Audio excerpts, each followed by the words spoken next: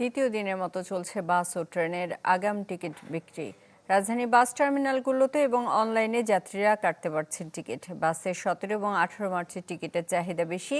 Bus counter কর্তৃপক্ষ বলছে এবার বেশিরভাগ যাত্রী অনলাইনে টিকিট কাটছেন। টিকিটের অতিরিক্ত মূল্য নেয়ার কোনো অভিযোগ পাওয়া যায়নি। এদিকে দ্বিতীয় দিনের মতো চলছে ট্রেনের আগাম টিকিট বিক্রি। সকাল 8টায় রেলওয়ের নির্দিষ্ট ওয়েবসাইটে ছাড়া হয় পশ্চিমাঞ্চলের 14 মার্চের টিকিট। দুপুর 2টায় পূর্বাঞ্চলের যাত্রীদের জন্য অনলাইনে টিকিট ছাড়া হবে। শতভাগ অনলাইন হওয়ার এবার স্টেশনে গিয়ে টিকিট কেনার সেই চিরচেনা রূপ আর নেই।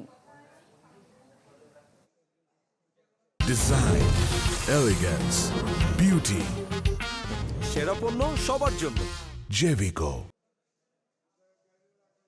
অন্য বারের তুলনায় এবার টিকিট কাটতে একটু বেশি হ্যাজার্ড পোহাতে হয় না আর কি, সহজেই পাইছি। ভাড়া আমাদের সরকারি রেট যেটা দেওয়া আছে সেটাই নিচ্ছি। সরকারি রেট আছে 690 টাকা, সেখানে আমরা 680 টাকা করে নিচ্ছি। তো 13,000 কোটার এগেনস্টে এটা সার্ভারে প্রথম 30 মিনিটে হিট হয় 20 লাখ এবং 30 মিনিটেই টিকিট সোল্ড আউট হয়ে যায় 11,400। মঙ্গলবার শুরু হয়েছে ঈদযাত্রা ট্রেন ও দূরপাল্লার বাসের আগাম টিকিট বিক্রি বিষয়ে আরও জানাতে রাজধানীর কমলাপুর থেকে যোগ দিয়েছেন মোহাম্মদ শফিক। এবার তো ট্রেনের টিকিট শতভাগ অনলাইনে, কেমন দেখছেন আজকে কমলাপুরের চিত্র?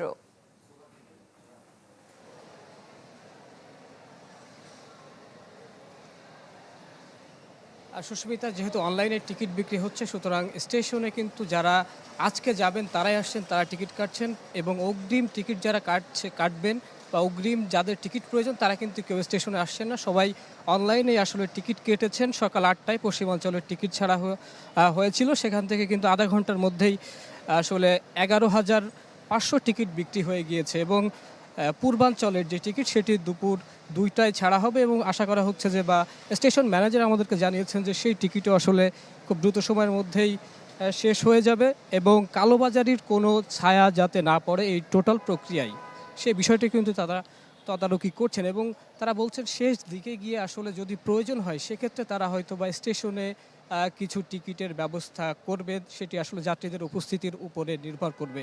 এর বাইরে আসলে বাসের কাউন্টারগুলোতে আমরা দেখেছি যে বাস আসলে অগ্রিম টিকিট না ছাড়লেও সব কাউন্টার কিন্তু অগ্রিম টিকিট বিক্রি করছে না, অর্থাৎ কিছু কিছু বাস কর্তৃপক্ষ তারা এখনও তাদের অগ্রিম টিকিট ছাড়েনি, তারা হয়তো বা 2-1 দিনের মধ্যেই ছেড়ে দিবেন বলে আমাদেরকে জানিয়েছেন।